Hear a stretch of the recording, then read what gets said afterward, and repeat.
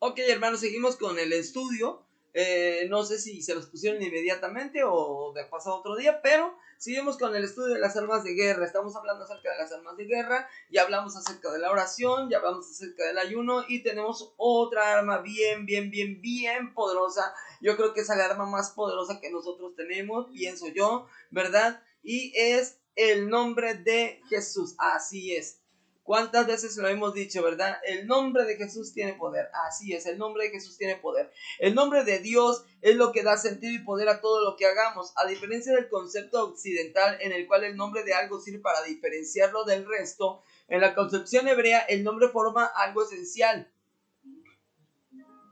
Expresa el origen, las cualidades y el destino. Por eso vemos que Dios tiene muchos nombres, pues tiene muchas cualidades. ¿Qué quiere decir esto? Fíjense, en nuestra cultura, por decir así, por ejemplo, yo me llamo Jorge. ¿Y quién creen que se llamaba Jorge también? Exacto, mi papá. O sea, mi nombre no dice algo, no cuenta una historia. Mi nombre nada más dice que soy hijo de Jorge también. Pero en la cultura hebrea, cuando hay un nombre era puesto por una razón. Por ejemplo, le decían a este, le decían al otro, ¿verdad? Que el nombre significaba algo. Entonces, cuando hablamos del nombre de Jesús, estamos hablando no tan solamente de que el nombre de Jesús tiene poder porque sí, porque tiene poder, sino porque hay una razón, hay un motivo. El nombre de Jesús significa algo. El nombre de Jesús significa algo. Y cuando clamamos el nombre de Jesús, estamos ocupando ese algo que significa, ¿verdad?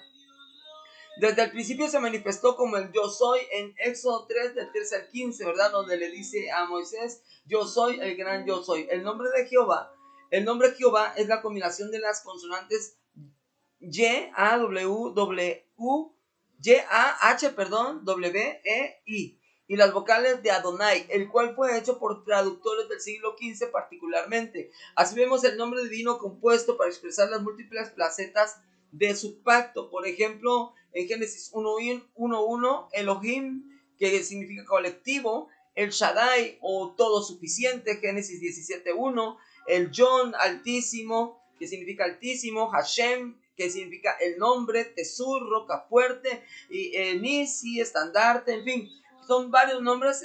Me tardaría toda la media hora para explicar cada uno.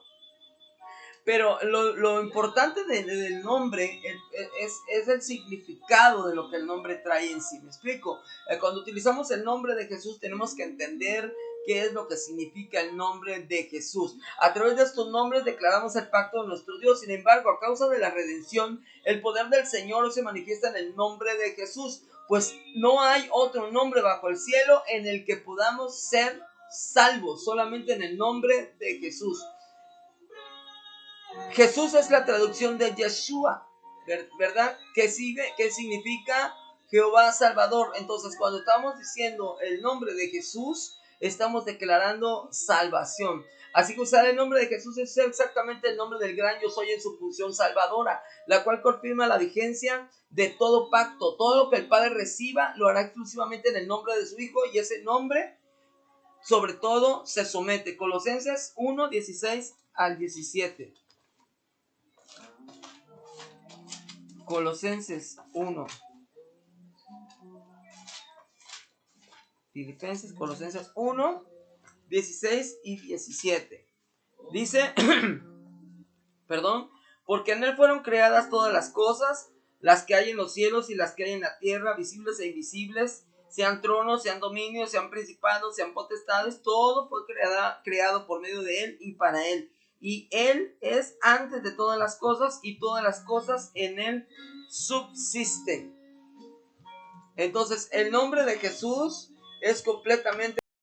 Entonces, como les decía, el nombre de Jesús tiene poder. Fíjense nada más, yo quiero que esto quede bien claro. El nombre de Jesús tiene poder no por la persona de Jesús, sino por el significado de lo que es el nombre. Entonces, en el nombre de Jesús viene incluido todos los nombres de Dios. O sea, todos los atributos de Dios se incluyeron en Jesús. Y en el nombre de Jesús, cuando proclamamos el nombre de Jesús, nosotros estamos proclamando salvación completamente, salvación completa, no nada más del alma, sino también del espíritu, también del cuerpo. El nombre de Jesús tiene poder porque Jesús significa el gran yo soy, Jesús significa Él es el Señor, Jesús significa Él es mi sanador, Jesús significa Él es mi estandarte, Jesús significa el gran yo soy. En fin, todos los nombres de Dios están complementados en el nombre de Jesús. Entonces el nombre de Jesús es un arma poderosísima. Cuando tú clamas, tú tienes que declarar el nombre de Jesús. Si tú estás pidiendo, Señor, yo te pido que tú sanes a fulano, tú dices en el nombre de Jesús, y entonces estás declarando en ese momento que la salvación viene a esa persona. ¿Por qué? Porque el nombre de Jesús significa eso, salvación. Otra arma que nosotros tenemos es la sangre de Jesús, que pareciera lo mismo, pero no es lo mismo. ¿Por qué? El nombre tiene una función y la sangre tiene otra función. Entonces dice, la sangre de Jesús en sí no echa demonios, purifica y lava del pecado, el cual es la puerta de entrada de los espíritus inmundos. O sea, la sangre de Jesús en sí echa fuera los demonios, purifica y lava el pecado, el cual es la puerta de la entrada de los espíritus inmundos. O sea, quiere decir que cuando clamamos la sangre de Cristo, estamos declarando la pureza de Dios en nosotros. ¿Por qué? Porque la sangre de Dios nos purifica, nos limpia de todo pecado. Es lo que dice, eso dice la palabra, ¿verdad? La verdad dice que la sangre de Cristo nos limpia de todo pecado. Sin embargo, constituye una señal gloriosa del pacto de redención, de posesión exclusiva de Dios y de protección. Hechos 20:28. Discúlpenme, hermanos, no sé qué me pasa, un poquito de la garganta. Desde ayer que empecé a darle los estudios, ya me empecé a sentir un poquito mal de la garganta. Entonces, discúlpenme que de repente se me atore algo ahí. Hechos 20:28 dice: por tanto, mirad por vosotros y por todo el rebaño en que el Espíritu Santo os ha puesto por obispos para apacentar la iglesia del Señor, la cual Él ganó por su propia sangre. Entonces, nosotros nos da un sentido de pertenencia. Efesios 1:7 trae redención. Efesios 1:7. Efesios 1:7. Dice, en quien tenemos redención por su sangre, el perdón de pecados según las riquezas de su gracia. ¿Por qué? ¿Por qué tenemos redención de pecados? ¿Por qué tenemos perdón por su sangre? Por su sangre, así es. Entonces Efesios 2:13 dice que nos da cercanía con el Señor. Efesios 2:13. Pero ahora en Cristo Jesús, vosotros que en otro tiempo estabais lejos, habéis sido hechos cercanos. ¿Por qué? Por la sangre de Cristo. La sangre de Cristo nos acerca al Señor. Hebreos 12:24. La sangre de Cristo habla en nuestro favor. Y vamos a leer primera de Juan 1:7. Primera de Juan 1:7, creo que es más interesante. Primera de Juan 1:7 dice: pero si andamos en luz como Él está en luz, tenemos comunión unos con otros, y la sangre de Jesucristo, su Hijo, nos limpia de algunos pecados. Así dice, nos limpia de solamente los pecados que yo creo que se pueden limpiar. Así dice, nos limpia de qué sé yo, nos limpia de la mentira, pero no nos limpia del asesinato. Así dice, ¿no, verdad? Dice que nos limpia de todo pecado. Así que, hermano, por eso es que tenemos que tener mucho cuidado cuando queremos juzgar a alguien, porque tú no sabes si ese alguien ya pidió perdón y la sangre de Cristo ya lo limpió.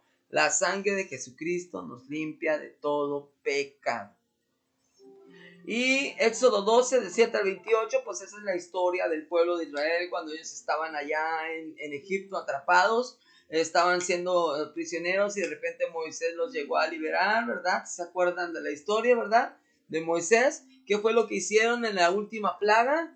En la última plaga dice que mandaron a sacrificar un cordero y la sangre del cordero la pintaron en todas las puertas y ventanas, y esto impidió que el ángel de la muerte pasara. Quiere decir que la sangre de Cristo también nos protege de todo mal.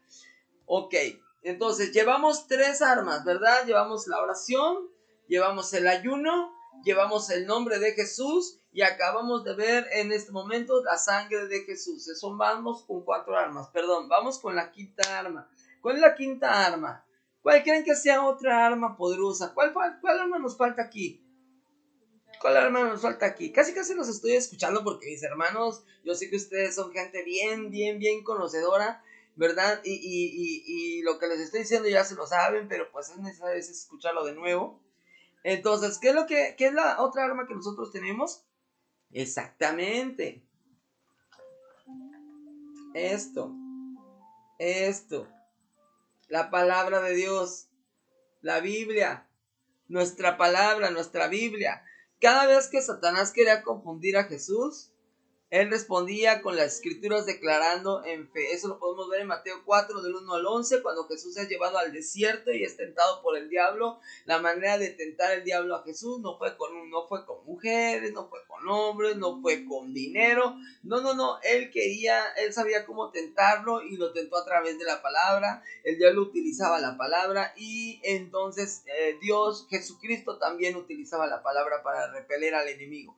Dios creó el universo por su palabra y la sustenta por la misma. Es la palabra la que convierte las almas y la que produce fe. Eso lo dice Romanos 10:17. Sí, lo vamos a leer. Romanos 10:17. Está muy interesante ese versículo. Muy bonito. Como toda la Biblia. Romanos 10:17. Así que la fe es por el oír. Y el oír por la palabra de Dios. A mí me gusta mucho este versículo porque es verdad que la palabra produce fe en nosotros cuando la escuchamos, pero la palabra también produce que escuchemos. Volvamos a leer el versículo. Vayan a su Biblia ahí, por favor. Romanos 10:17. ¿Ya están ahí? Yo creo que ya. Porque me imagino que todos los que están aquí se saben la Biblia, saben manejarla, saben dónde está cada libro, ¿verdad? Son bien metidos con la palabra. Entonces, ya lo encontraron, ¿verdad? Dice, así que la fe es por el oír. O sea, la fe viene porque oímos. ¿Me explico? Si tú oyes, lo que tú oigas es en lo que vas a tener fe. Por ejemplo, alguien te dice, no vayas a esa gasolinera. No vayas a esa gasolinera porque en esa gasolinera te roban. Tú escuchas y la próxima vez que quieras cargar gasolina con tu carro y quieras ir a esa gasolinera, algo va a decirte dentro de ti, no vayas porque roban. ¿Entiendes el efecto? Por aquí entra y se graba acá y se graba acá. La cabeza, el cerebro, es el asiento del intelecto, es donde se encuentra el corazón, es el alma. Entonces, lo que está aquí adentro, entró por aquí. Entonces dice que la fe viene por el oír. Lo que tú oyes crea en ti una fe. Lo que tú oyes crea en ti una fe, que es lo que estás escuchando. Por eso, miren, está muy de moda hablar acerca de la gente tóxica, la gente de que no te acerques a la gente tóxica. Pero ¿qué es una persona tóxica? Una persona tóxica es una persona que no sabe hablar cosas buenas, se la pasa hablando cosas malas. Hermanos, miren, con mucho amor se los digo, no frecuenten gente que les está hablando cosas que no tienen que ver con la fe. No frecuenten gente que les está hablando cosas, que les está hablando tristezas, que les está hablando problemas, que les está hablando mal de otra persona. No frecuenten esas personas. Si ustedes están en una plática y de esa plática empiezan a hablar mal de alguien, de la iglesia o de algún otro movimiento o de algún otro pastor, no participen, no lo escuchen, no se contaminen, no guarden su corazón, que quiere decir que guarden su mente, guarden su corazón, porque la fe viene por el oír. ¿Me explico? Entonces la fe viene por el oír, ¿verdad? Y el oír viene por la palabra de Dios. Quiere decir que la palabra de Dios nos destapa los oídos, ¡plop!, nos saca la cerilla espiritual, todo la cerilla espiritual nos la saca, esas palabras que se han metido de antife, de esas palabras de fe incorrectas empiezan a salir cuando empezamos a leer la palabra de Dios. quieres que tu corazón esté limpio, empieza a leer la palabra de Dios. Y no nomás la leas, léela en voz alta, que te escuches, para que cuando esas palabras que tú leas y de aquí tú las escuches, van a entrar en tu oído y van a producir una fe en ti. ¿Ok? Por eso, cuando Jesús creó el universo, cuando Dios creó el universo, lo creó por su palabra, pero no fue la palabra escrita, sino que fue la palabra hablada. El poder de la palabra se efectúa cuando se habla, no cuando se escribe, no cuando lo lees, sino cuando lo hablas. Es como cuando cargas una pistola, tú le metes balas. ¿Me explico? Hace cuenta que tú eres la pistola y la Biblia son las balas. Tú las metes adentro de la cabina donde van las balas, pero ¿a poco nada más le haces así? Y verdad que no, ¿qué tienes que hacer? Apretar el gatillo para que las balas puedan salir y dañar. Es lo mismo, cuando tú cuando empiezas a leer la palabra de Dios y la empiezas a aprender y te la empiezas a comer la palabra todos los días, te comes la palabra, pero no la sueltas, es lo mismo que no te la comieras.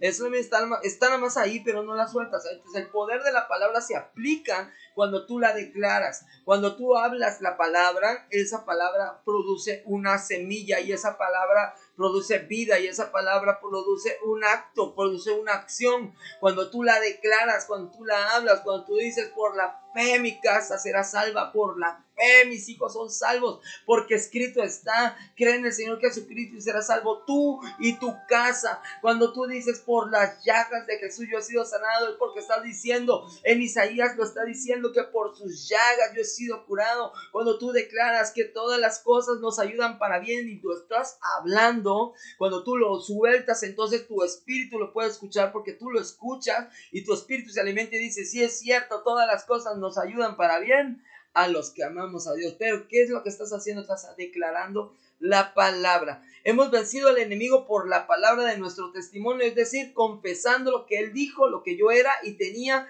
lo que yo seré y tendré para su gloria. Apocalipsis 12:11. Nuestra lengua tiene poder, ya sea destructivo o constructivo. Más a nosotros la palabra de Dios, más para nosotros la palabra de Dios es vida. Por la palabra, la escritura, podemos atar y desatar, arrancar, destruir y derribar, edificar, plantar. Eso lo dice en Jeremías 1:9 al 10, que eso sí lo quiero que lo leamos. Jeremías 1, perdón. Jeremías 1.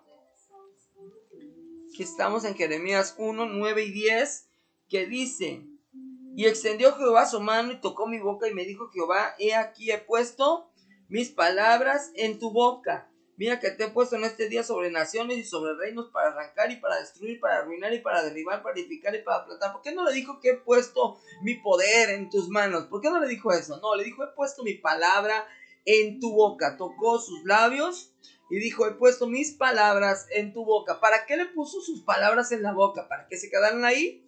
No, para poder hablarla. Entonces, para cuando él hablara, sus palabras, las palabras de Dios que estaban en la boca de Jeremías, iban a arrancar, a destruir, a derribar, a edificar, a plantar, porque la boca tiene poder. Diga conmigo, la boca tiene poder. Diga, mi lengua tiene el poder de dar vida o de dar muerte. Me puede dar vida o me puede dar muerte. Tu lengua tiene el poder o la facultad de parte de Dios para darte vida o para darte muerte. Esa es una decisión totalmente personal. Tú decides si quieres que tu boca sirva para dar vida o que tu boca sirva para dar muerte. También la boca de nosotros sirve para bendecir o para vivificar. Eso lo dice en Números 6:23 al 27, ¿verdad? No lo vamos a leer, pero yo creo que quedó entendido el punto. Así que cada vez que nuestra boca fluye en las palabras de Dios, estamos soltando el mismo poder del Señor, porque la palabra tiene poder creativo. Quiero que entiendas que la palabra tiene poder creativo, porque por la palabra Dios creó el universo. Con una palabra, ¿verdad? Dios creó el universo. Con una palabra Dios puede hacer cosas grandes en tu vida. Dios a través de ti puede hacer grandes cosas con tan solamente una palabra de parte tuya. Cuando, mire, siempre el enemigo nos va a tentar a que nosotros hablemos las cosas negativas, que cuando vayamos a la iglesia veamos lo negativo, que cuando vayamos al trabajo veamos lo negativo, que cuando estemos en la casa veamos lo negativo, que cuando tengamos alguna situación, siempre el diablo va a tratar de que veamos lo negativo, lo malo. ¿Para qué? Porque cada vez que nosotros vemos cosas malas, tendemos a abrir la boca y a declararlo, y de repente viene un pensamiento y te sientes como que te sientes así y empiezas, ay, es que me siento triste, y pum, en automático te deprimes. No. Tu boca debe de hablar vida, no muerte. Tu boca está puesta por Dios para hablar vida. Dios ha puesto sus palabras en tu boca para que tú hables vida. Cuando tus hijos digan, no, es que yo no puedo, tú tienes que romper eso y decirle, no, mijo, cállese la boca, usted puede. Usted puede, porque todo lo puede en Cristo que le fortalece. Usted puede, usted es más que vencedor. Cuando tú sientas que las cosas van mal, tú tienes que empezar a hablar la palabra positiva de parte de Dios. Tienes que empezar a decir, yo puedo porque la palabra de Dios dice que yo puedo. Yo tengo porque la palabra de Dios dice que yo tengo. Yo soy porque la palabra de Dios dice que yo soy. Así tienes que empezar a hablar. Las palabras de Dios están en tu boca para dar vida y no para dar muerte. Dile al que está a tu lado, Dios ha puesto sus palabras en tu boca para que des vida y no muerte. Antes de hablar muerte, muérdete la lengua, dile. Dile, antes de hablar muerte, muérdete la lengua. Mejor. Antes de soltar el veneno, mejor muérdase la lengua. Es preferible entrar al reino de los cielos sin la lengua que no entrar al reino de los cielos. Que por la lengua no entremos al reino de los cielos. Amén. Ok, ¿qué otra arma tenemos?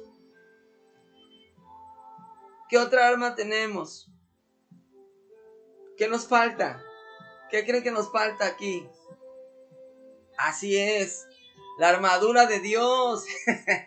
¿Alguien lo dijo? ¿Sí lo dijo alguien? Ah, bravo, si alguien lo dijo. Si no, pues no importa, yo se los digo. La armadura de Dios. Hay dos mitos que opacan la imagen de la armadura de Dios, que es una forma literaria para expresar virtudes morales exclusivamente, y que es netamente defensiva. O sea, la gente piensa que la armadura de Dios es como una prosa, ¿no? Cuando habla en la Biblia acerca de la armadura de Dios, la gente piensa que es una prosa. No, es que es nada más para hablar acerca de virtudes, es que Dios tenía que especificarlo. No. La escritura y la realidad sobrenatural expresan que no cabe la menor duda de que esta existe en lo espiritual, tal como lo literaliza la escritura y corresponde a la armadura personal del Señor. Al hablar de la armadura de Dios, hablamos de guerreros. Un guerrero que jamás ataca al enemigo y se limita solo a defenderse. Está atrapado, y un ejército que hace lo mismo no es apto para guerrear. Veamos un vistazo a cada pieza. ¿Qué quiere decir? La armadura de Dios no nada más es para defenderte, es para atacar. Dentro de la armadura vamos a encontrar varias piezas y cada una tiene una utilidad. Veamos, fíjense nada más. Empezamos. Lomos ceñidos con la verdad.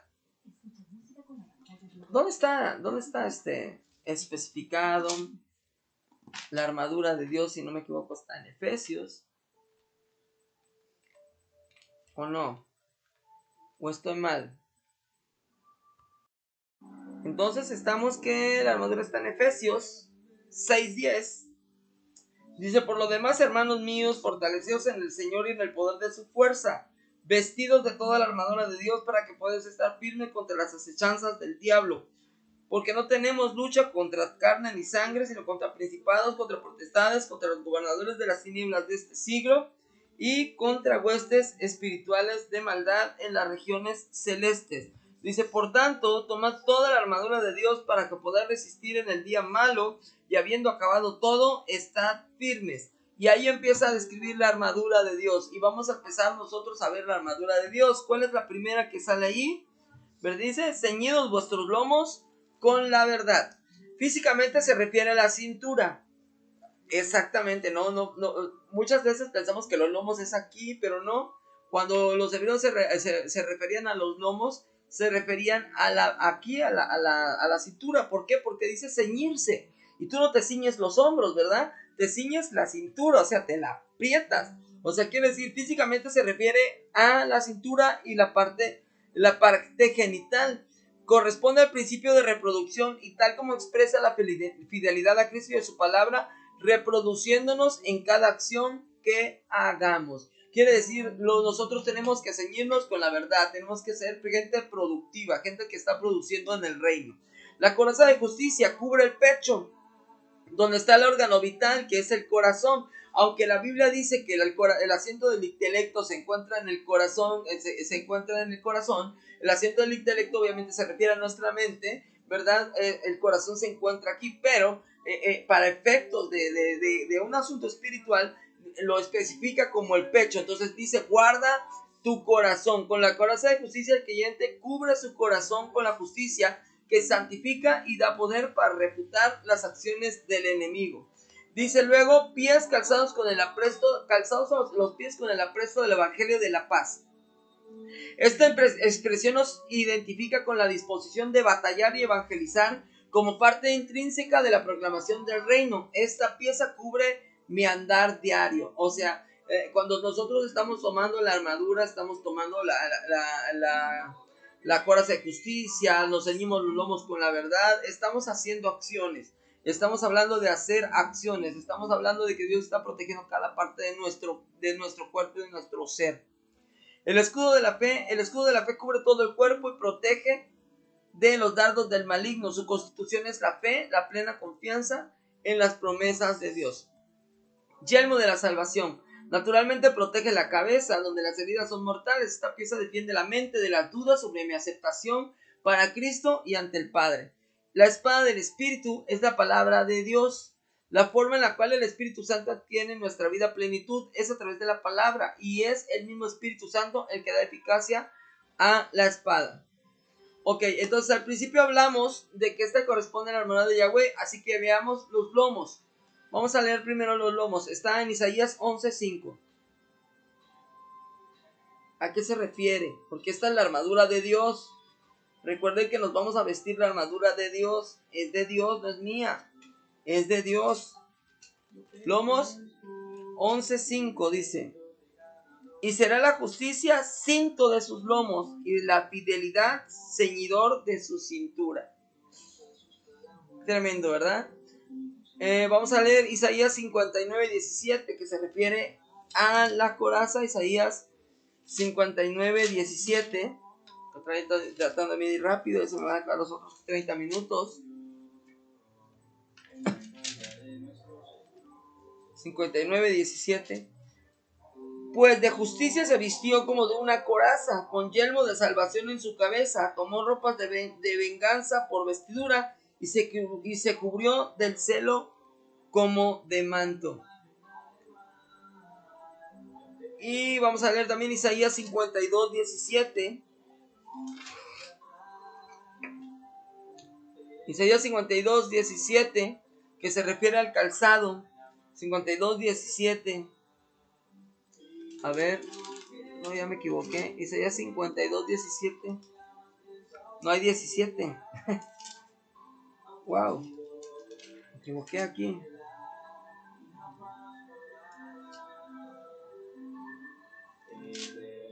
A ver, ya 7. Ah, es Isaías 52:7, perdón. Cuán hermosos son sobre los montes los pies del que trae alegres nuevas, del que anuncia la paz, del que trae nuevas del bien, del que publica salvación, del que dice a Sión, tu Dios reina. Y vamos a ver el escudo que está en Génesis 15:1.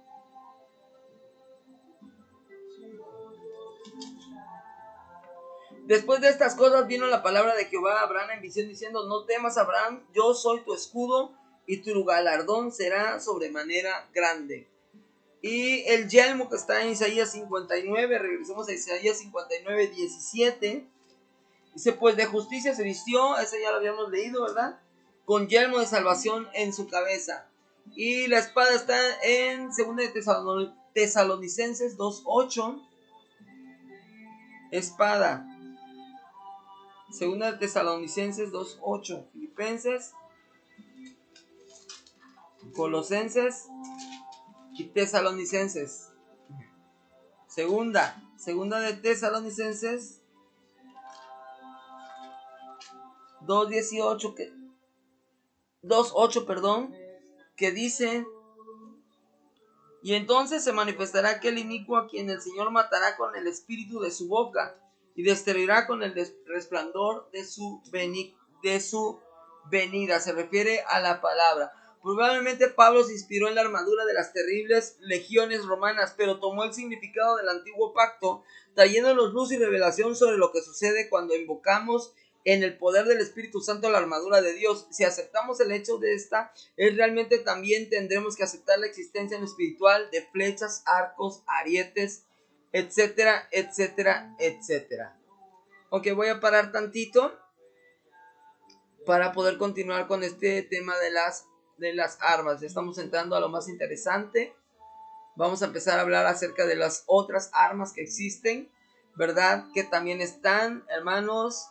Esto no es una locura, es algo que está pasando y que sucede en el mundo espiritual, ¿verdad? Y les voy a platicar por ahí una experiencias que hemos tenido acerca de las armas que Dios nos ha entregado, porque Dios te ha entregado armas personales a ti. Quiero que sepas que Dios te ha entregado un arma personal, no tan solamente todas las que hemos ya visto, sino que hay armas personalizadas que Dios hace exclusivamente para cada uno de sus hijos, ¿verdad? Y eso lo vamos a ver ahorita en el siguiente video, ¿ok? Permítanme.